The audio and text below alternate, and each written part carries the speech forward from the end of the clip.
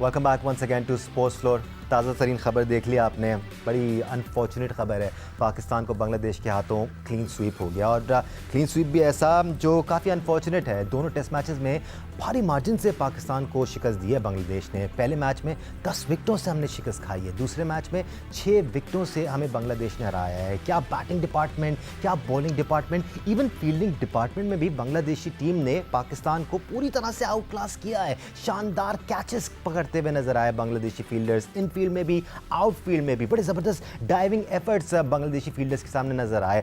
On the other hand अगर हम Pakistani bowling या फील्डिंग डिपार्टमेंट की बात करें तो काफ़ी सारी चीज़ें ऐसी थी जिन पर बहस की जा सकती है, जिस पर क्रिटिसिज्म बनता है। ये बांग्लादेश की ओवरसीज़ तीसरी जीत है। पहली बार 2009 में वेस्ट इंडीज़ को शिकस्त दी थी बांग्लादेश ने ओवरसीज़ जाकर, 2021 में जिम्बाब्वे को शिकस्त दी थी बांग्लादेश ने, और अब 2024 में पाकिस्तान आकर तारीख रकम की है और तीसरी ओवरसीज़ जीत हासिल की है। जैसे कि हम बात कर रहे हैं, तीनों डिपार्टमेंट्स में आउट क्लास किया पाकिस्तान को। तो यहाँ तक पाकिस्तान क्रिकेट आ कैसे गई, अवामिल पर हम बात करते आ रहे हैं गुज़श्ता दिनों से, और साथ साथ परफॉर्मेंसेस को भी डिस्कस करते आ रहे हैं। बट सिकंदर, एक पाकिस्तानी क्रिकेटिंग फ़ैन के लिए बुरा दिन है आज है, तो मगर ये कि सबसे पहले हमें बांग्लादेश को मुबारकबाद। Absolutely excellent cricket, very well played. आपने जिस तरह के आपके मुल्क के हालात थे उसके बावजूद आप आए, हमने तो आपको बुलाया, आपको प्रैक्टिस की जगह नहीं थी, आप यहाँ आकर प्रैक्टिस की और आपने आउट क्लास कर दिया Pakistan,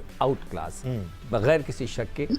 very well done sir, very well played. आपके बॉलर ने ज़बरदस्त बॉलिंग की, आपके बैटर्स ने बड़ी ज़बरदस्त बैटिंग की, आपकी स्ट्रेटजीज बहुत अच्छी थी। हम जो हैं इस वक्त बिल्कुल फ्लैट हो गए। अब हम सोच रहे हैं कि हम अपनी क्रिकेट को कैसे उठाएं। इसमें देखें दानिश, इसको उठाने के लिए हमें 1 साल तो लगेगा।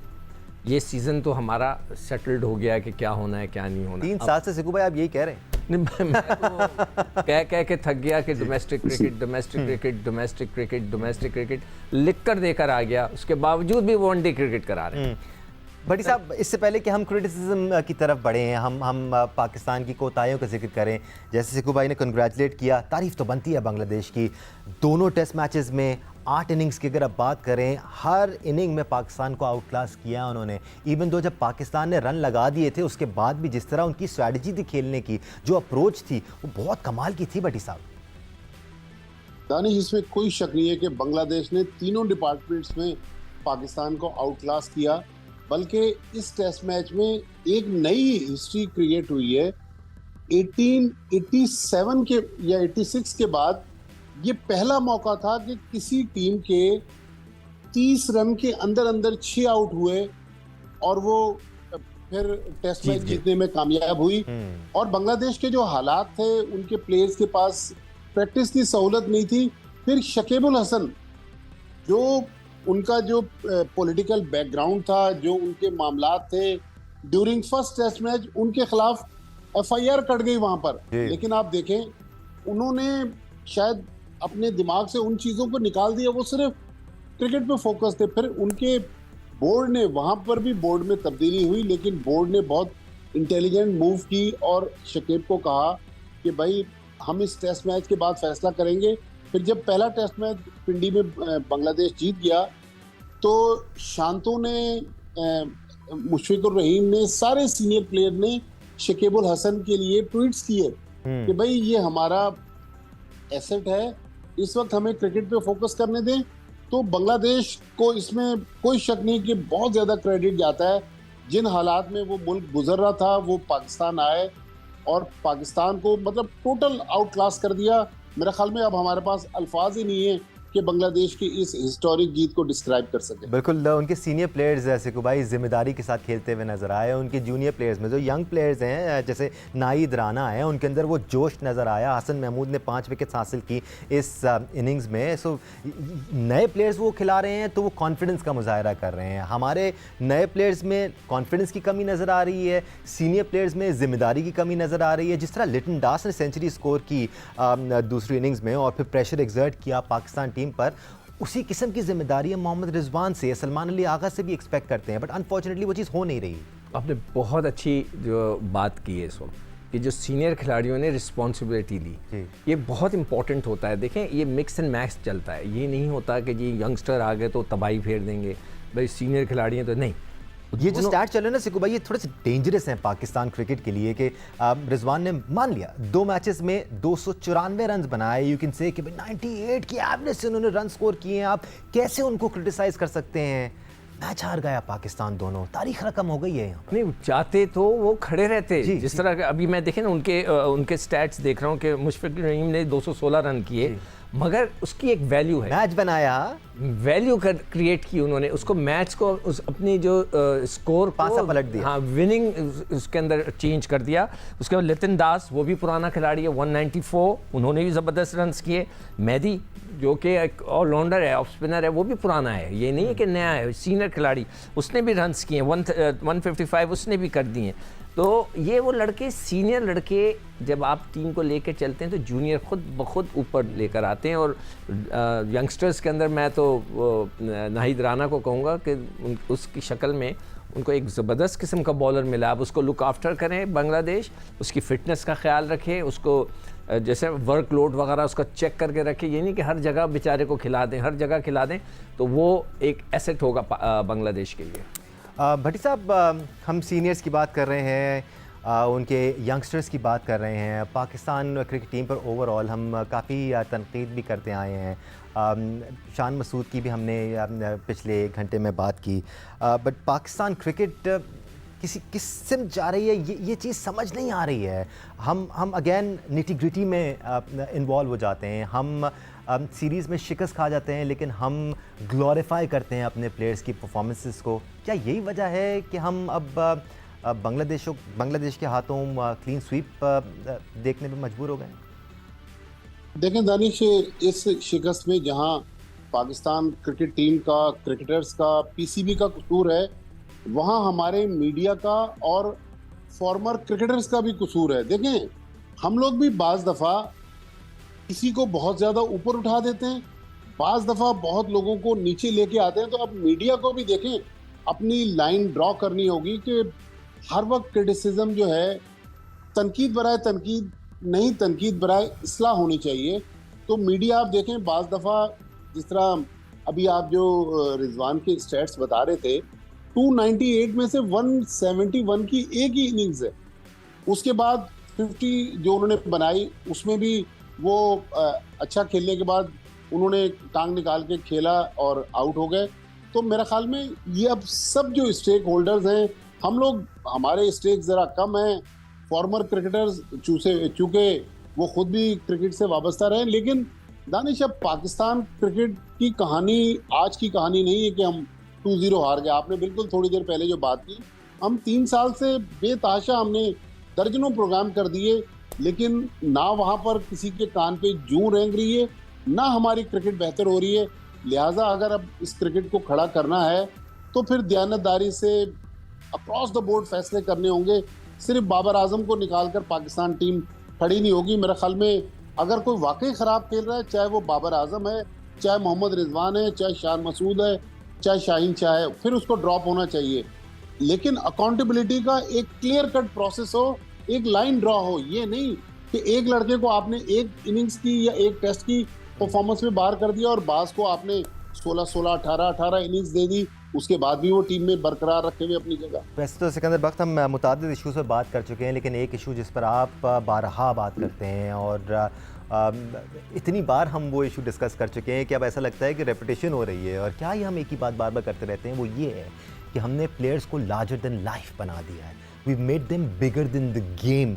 नाम गेम से ज़्यादा अहमियत के हामिल हो गए हैं। ये बहुत बड़ा प्रॉब्लम है सिकंदर बख्त। ये प्रॉब्लम क्यों क्रिएट हुआ है? वो इसलिए क्रिएट हुआ है कि हमने पिछले 10 सालों में, मेरे ख्याल से या 14, मेरे पास वो रिकॉर्ड रखा हुआ है कि वही जो अभी भट्टी साहब बात कर रहे थे कि कोई 10 के करीब हमने चेयरमैन बदल दिए। जब क्रिकेट बोर्ड रैपिडली बदल रहा होता है ना, तो फिर लड़के लिफ्ट ही नहीं कराते। देखें, मैं हमेशा इन लोगों को कहता हूँ ना कि मैं ड्रेसिंग रूम में रहा हूँ। ड्रेसिंग रूम में रहना बड़ा इंपॉर्टेंट होता है, मतलब इंपॉर्टेंट इस लिहाज से हमें पता है बहुत सारी चीज़ें समझ में आ लड़के क्या बातें कर रहे हैं। एब्सोल्युटली, ठीक है, क्या बातें हो रही हैं आपस के अंदर, वो किसका मजाक उड़ा रहे हैं, वो किसका तफरी ले रहे हैं, वो हमें सब पता होता है। इसलिए कि मैं एज अ प्लेयर भी वहाँ मौजूद था, एज अ असिस्टेंट कोच और असिस्टेंट टीम एनालिस्ट जो था, मैं वहाँ मौजूद था। जो लड़के किस तरह क्रिकेट बोर्ड का मजाक उड़ा रहे हैं, हमें सब पता होता है। तो ड्रेसिंग रूम में जो बातें चल रही होती हैं ना, जब वीक हो जाता है ना क्रिकेट बोर्ड, जब आप इतनी रैपिडली चेंजेस कर रहे होते हैं तो फिर लड़कों को फिक्र ये मजाक उड़ाने वाली बात तो सिर्फ एक एस्पेक्ट है ना सिकंदर बख्त, आपने ये स्टोरीज भी हमारे साथ डिस्कस की हैं कि लड़कों का माइंडसेट क्या है, क्या फोकस गेम पर है। और भट्टी साहब मैं आपकी भी राय जानना चाहूँगा, शायद बीच में हम प्राइज डिस्ट्रीब्यूशन सेरेमनी की तरफ भी जाएंगे, लेकिन आप प्लीज़ इस डिस्कशन को ज़रूर मद्देनज़र रखिएगा क्योंकि मैं आपकी राय जानना चाहता हूँ। प्लेयर्स क्या सोच रहे होते हैं कि हमें मुआवजा कितना मिल रहा है, कि हमें किस ब्रांड के साथ साइन होना है, कि हमें अगली सीरीज़ खेलने कहाँ जाना है, ये सब बातें उस दौरान हो रही होती हैं जब पाकिस्तान ये प्लेयर्स कोई मेजर सीरीज़ खेल रहे होते हैं या कोई मेजर इवेंट खेल रहे होते हैं। और ये बहुत अफसोस की बात है कि आपका फोकस वहाँ नहीं है जहाँ होना चाहिए। सिकू भाई। अच्छा दानिश, जी, मैं अगर कोई अपनी राय दूं सर। तो शायद लोग कहें कि बढ़ा चढ़ा के पेश कर रहे हैं। जी। पाकिस्तान क्रिकेट बोर्ड के जो मोहसिन नकवी साहब से पहले चेयरमैन थे जका अशरफ, एक टीवी चैनल पे उनका तकरीबन 3-4 दिन पहले एक इंटरव्यू आया है। वो बाबर आजम के बारे में जिस तरह की कहानी बता रहे हैं, वो सारा खुलासा है कि प्लेयर्स जो हैं वो एजेंट्स के जरिए, ये मैंने एजेंट का, आपको याद होगा इसी प्रोग्राम में जब ये मैंने पहली बार बात की थी तो लोग मानने के लिए तैयार नहीं थे। और भट्टी साहब आपको याद होगा चेयरमैन पाकिस्तान इंडिया के मैच से एक दिन पहले ये मुआवजों की बात हुई थी कि हमें सैलरीज क्लियर नहीं हो रही है, हमें सैलरीज नहीं मिली हुई हैं। एब्सोल्युटली, आई मीन हम दुनिया क्रिकेट में ऐसे ममालिक भी देखते हैं जिनके अपने मुल्कों में इतनी अनसर्टनिटी है। Once again to sports floor, Pakistan और बांग्लादेश के दरमियान दूसरा टेस्ट मैच भी अब आखिरी मराहिल में दाखिल हो चुका है। बांग्लादेश को इस हिस्टोरिक जीत के लिए अब सिर्फ 12 रन दरकार हैं। बांग्लादेश के 2 सीनियर बैटर्स मुशफिकुर रहीम और शकीब अल हसन इस वक्त क्रीज पे मौजूद हैं। मुशफिकुर रहीम की भी जितनी तारीफ़ की जाए कम है। पहले टेस्ट मैच में एक शानदार सेंचुरी स्कोर की थी उन्होंने और वहीं से ही बांग्लादेश ने अपनी नीयत दिखा दी थी कि वो इस सीरीज़ को जीतने के मूड में है। दूसरे टेस्ट मैच में भी बांग्लादेश ने ओवरऑल शानदार खेल पेश किया है। क्या उनके बैट्समैन की जिम्मेदारी की बात की जाए या फिर उनके नौजवान बॉलर्स की बात की जाए जो ऑन पॉइंट नज़र आए, उनके अंदर पेस भी नज़र आई, डिसिप्लिन भी नज़र आया, अग्रेशन भी नज़र आया, जिस तरह वो प्रेशर एक्सर्ट कर रहे थे एक सीनियर पाकिस्तानी टीम पर, वो भी हम सब ने देखा। ठीक है, पाकिस्तान टीम इस वक्त बांग्लादेश से क्लीन स्वीप के दहाने पर है। एक पाकिस्तानी फ़ैन होने के नाते अफसोस तो होता है, लेकिन पाकिस्तानी बॉलिंग डिपार्टमेंट को देख के शायद उससे भी ज़्यादा अफसोस होता है। एक्सपेरिमेंट के लिए हमारे साथ पूरा पैनल मौजूद है। हमें सिकंदर बख्त ने ज्वाइन किया हुआ है, अब्दुल माजिद भट्टी, सिकंदर बख्त और अहमद शहजाद भी हमारे साथ मौजूद है। बट सिकू भाई, बॉलिंग डिपार्टमेंट की बात यहाँ पर ज़रूरी करनी है हमें। जैसे जैसे मैच ख़त्म हो रहा है, हम इस मैच के अख्ताम पर अवामिल की भी बात करेंगे, किस तरह इस मसले का सलूशन निकाला जा सकता है, इस पर भी बात करेंगे। लेकिन बॉलिंग डिपार्टमेंट हमारा देखकर मुझे तो बड़ा अफसोस हो रहा है कि 130 से ज़्यादा स्पीड से बॉल करने वाले बॉलर्स नहीं हैं हमारे पास। यार देखो, ये जो पूरी सीरीज़ है ये ओवर कॉन्फिडेंस की मार मारी गई है। हम ओवर कॉन्फिडेंस थे कि भाई बांग्लादेश आ रही है, हम जो है अपनी विकटों पे खेलेंगे, अपने हिसाब से खेलेंगे, हमारे बॉलर्स जो फास्ट बॉलर्स हैं इतने अच्छे हैं, उड़ा के रख देंगे उन्हें। ये सारा ओवर कॉन्फिडेंस था हमारा, वो बैकफायर कर गया। और जिस तरह आप कह रहे हो कि देखो, जहाँ तक नसीम शाह तो अनफिट थे, शाहीन को तो हम बहुत पहले से कह रहे हैं कि उसके में वो बेचारे की जो फड़क थी वो जब से वो नी इंजरी से वापस आए, जब से उनके अंदर वो चीज़ नज़र नहीं, वो फड़क नज़र नहीं आ रही है, वो उनका स्विंग नज़र नहीं आ रहा। हम तो ये बात काफ़ी अरसे से इस पे कर रहे थे। और जो नए बच्चे हैं उनको तो खैर अभी बिल्कुल ही नए आए तो उनको इतना ब्लेम मैं नहीं करूँगा। जो हमारे सीनियर ने जो पहला मैच खेला वो भी हार गए बॉलर्स ने। जो दूसरे सेशन में जो दूसरा जो टेस्ट मैच आया उसके अंदर जो नए बॉलर्स आए उसमें इब्रार भी आया, उसको भी मैं ब्लेम नहीं करूँगा। एक लड़के को आप 1 साल घुमाते रहें और उसको खिलाएं ना, तो उसका कॉन्फिडेंस उसका हमें पहले एक्सपोज हो जाता है। और एक स्पिनर को सिकू भाई थोड़े से रन्स चाहिए होते हैं कि फिर वो लूप दे, थोड़ा सा एक्सपेरिमेंट करे। तो पहले इनिंग में तो अच्छे खासे थे, वो सब कुछ हो गया, मगर मैं नहीं ब्लेम करूँगा। हम सिर्फ और सिर्फ ओवर कॉन्फिडेंस कि हम ये टेस्ट सीरीज़ को आराम से खेल लेंगे, आराम से उड़ा देंगे, हम अपनी मर्ज़ी से। पहले मैच में स्पिनर नहीं खिलाया, दूसरे मैच में फिर सवाल ये पैदा था कि बस स्पिनर ही नहीं है जी, हाँ जी। मैं फिर सवाल उठाऊंगा कि वेयर इज़ उसामा मीर। मेरा ये सवाल मैं छोड़ के इस बारे में पिछले हफ्ते भी हमने बात की और आगे भी हम करते रहेंगे। बट भट्टी साहब, क्या आपको भी अफसोस होता है पाकिस्तान की बॉलिंग लाइनअप देखकर? हमने नौजवान लड़के खिलाए, हम कह रहे हैं हमने नए लड़के खिलाए, लेकिन उनकी भी पेस हमें नज़र नहीं आई। हमने एक लेगेसी देखी है पाकिस्तान क्रिकेट की सर। पेसर्स के लिए जाना जाता है पाकिस्तान सुपर लीग होता है तो 8-8, 9-9 पेसर्स हम देखते हैं जो 145 प्लस बॉलिंग करते हैं। क्यों नहीं उनको डेवलप किया जाता? क्यों पाकिस्तान क्रिकेट का ये हाल आ गया है कि हम 130-135 की स्पीड से आगे देख नहीं पा रहे हैं भट्टी साहब? दानिश कल जब पाकिस्तान की टीम दूसरी इनिंग्स में आउट हुई, जी। उसके बाद मैच के दौरान जो स्टैट्स आ रहे थे उसमें बता रहे थे कि पाकिस्तान ने लोएस्ट टोटल कितना डिफेंड किया। न्यूजीलैंड के खिलाफ 127 रन वसीम अकरम और वकार यूनुस ने डिफेंड किए और पाकिस्तान वो कोई 22-25 रन से मैच जीत गया। और ये वो टाइम था दानिश जब बहुत ज्यादा इन प्लेयर्स के दरमियान ताल्लुकात कशीदा थे, जी। आपस में टॉकिंग टर्म्स नहीं थे, लेकिन जब ये ग्राउंड में जाते थे फिर सिर्फ पाकिस्तान के लिए सोचते थे। तो आपने लेगेसी की बात की, वाकई पाकिस्तान क्रिकेट की इतनी बड़ी लेगेसी थी। मैंने खुद कवर किया हुआ है कि हमारे जो डोमेस्टिक टूर्नामेंट विल्स कप होता था, कायद-ए-आज़म ट्रॉफी, उसमें बांग्लादेश अपनी नेशनल टीम को भेजता था। आज हम अल्लाह ताला ने हमें जिंदगी दी, इतना मौका दिया कि हम कवर कर रहे हैं कि पाकिस्तान होम ग्राउंड पर वाइट वॉश हो रहा है 2-0 से। तो मेरे ख्याल में हमारी क्रिकेट पे सवाल उठ रहा है, और सवाल ये नहीं उठ रहा कि हमारे बॉलर्स की स्पीड कम हो गई। मसला ये कि पीछे जो बॉलर्स हैं वो भी ऐसे नहीं है कि कोई हमें रन थ्रू करके दे दे, हमें मैच जितवा के दे दे। 19-20 हो सकता है, लेकिन अब हमारे पास वो जो नए पाकिस्तान में ऑस्ट्रेलियन सिस्टम लाने की कोशिश की गई, तो मेरा ख्याल हमारे पास इतने अच्छे प्लेयर्स ही नहीं है कि अब हमें पाकिस्तान क्रिकेट टीम को दानिश खड़े करने के लिए थोड़ा सा टाइम चाहिए होगा। ये क्रिकेट अब हमारी ओवरनाइट खड़ी नहीं होगी। मोहसिन नकवी साहब जो बात कर रहे थे कि चैंपियंस कप के बाद आप देखिएगा कि डिफरेंस आएगा। कल वकार यूनुस प्रेस कॉन्फ्रेंस कर रहे थे जब वो मेंटोर बने, उन्होंने भी कहा कि भाई ओवरनाइट कुछ ठीक नहीं होगा, थोड़ा सा टाइम लगेगा। लेकिन दुनिया की बड़ी बड़ी टीमों पे बुरे बुरे वक्त आते हैं।